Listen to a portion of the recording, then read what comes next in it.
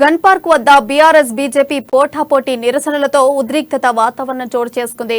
GHMC BJP కార్పొరేటర్లు gun పార్కులోని అమరవీరుల స్తూపం వద్ద నివాళులు అర్పించడానికి సంఖ్యలు వేసుకుని వెళ్లారు. అదే సమయంలో బీఆర్ఎస్ నేతలు అక్కడికి వచ్చారు. ఈ క్రమంలో బీఆర్ఎస్ నేతలు బీజేపీ కార్పొరేటర్లతో గొడవకు దిగారు. అమరుల స్తూపం దగ్గరికి వచ్చి రాజకీయాలు చేస్తున్నారంటూ కార్పొరేటర్లు నినాదాలు చేయగా రెచ్చగొట్టే వ్యాఖ్యలు మానుకోవాలని బీఆర్ఎస్ నాయకులు హెచ్చరించారు. ఇక ఇదే అంశంపై మరింత సమాచారం మా ప్రతినిధి రాజు అందిస్తారు. తెలంగాణ దశాబ్ది ఉత్సవాల భాగంగా ఈ రోజు చివరి రోజు సందర్భంగా విద్యార్థి అమరవీరుల దినోత్సవం నిర్వహిస్తున్నారు. ప్రభుత్వం ఆధ్వర్యంలో ఈ రోజు నివాళులు అర్పించడానికి గన్ పార్క్ లో ఉన్నటువంటి అమరవీరుల స్థూపం దగ్గరికి తుంగతుర్తి ఎమ్మెల్యే గాదర్ కిషోర్ గారు వచ్చారు. ఆయనతో మాట్లాడే ప్రయత్నం చేద్దాం. నమస్తే సార్. సార్, ఇప్పుడు తెలంగాణ ఉద్యమమే నీళ్లు నిధులు నియామకాలతో మనం ఉద్యమం చేసి తెలంగాణ రాష్ట్రాన్ని సాధించుకున్నాము. సో ఈ రోజు అంటే ఇవన్నీ కూడా సాకారం అయ్యాయని మీరు అంటారా? అన్నీ కూడా సాకారమైనవి. తెలంగాణ రాష్ట్రంలో నీళ్లు నిధులు నియామకాలు సంక్షేమ కార్యక్రమాలు అభివృద్ధి కార్యక్రమాలు ఇది నేను చెప్తున్న మాట కాదు. ఏ విభాగంలో దేంట్లో తీసుకున్నా కూడా కేంద్ర ప్రభుత్వమే లెక్కలతో సహా తెలంగాణ రాష్ట్రంలో ప్రథమ స్థానంలో ఉన్నది అని చెప్పి వాళ్ళు ప్రకటించేది పార్లమెంట్లో. ఒకటి కూడా మీ దగ్గర ఫ్లోరింగ్ సంబంధించిన కేసు ఉందా అంటే 0 అని చెప్పి వాళ్ళు ప్రకటించింది. తలసరి ఆదాయం విద్యుత్లో ఎవరు ఎక్కువ ఉన్నారంటే వాళ్ళు ప్రకటించింది. తలసరి ఆదాయంలో ఎవరు ఎక్కువ ఉన్నారంటే వాళ్ళు ప్రకటించింది. వ్యవసాయంలో వృద్ధి రేటు ఎవరి దగ్గర ఎక్కువ ఉందంటే వాళ్ళు ప్రకటించింది. కాబట్టి అన్ని సాధ్యమైనవి అని చెప్పేసి మేము అనుకుంటా ఉన్నాం.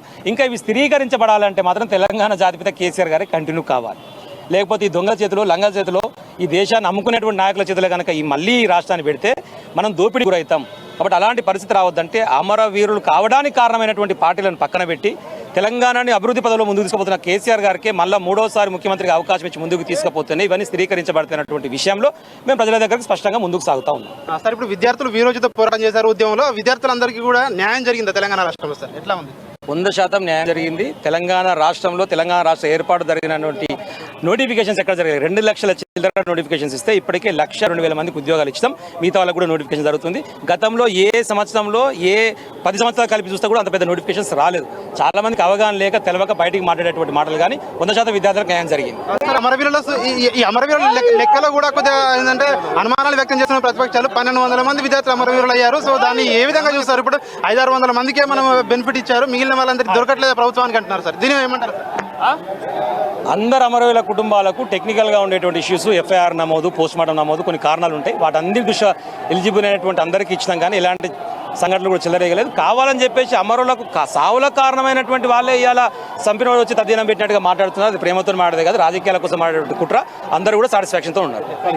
సో ఇది చెప్తున్నారు, మనం చూడవచ్చు. తుంగతుర్తి ఎమ్మెల్యే గాదర్ కిషోర్ చెప్తున్నారు. సో మేము ఖచ్చితంగా బీఆర్ఎస్ ప్రభుత్వం అమరులకు వాళ్ళ యొక్క ఆశయాల అనుగుణంగానే ఈ పరిపాలన సాగుతుందని కూడా చెప్తున్నారు. ఇది ఇక్కడ పరిస్థితి. వీడియో జర్నలిస్ట్ మనోజ్తో రాజు, అమ్మనేస్, హైదరాబాద్.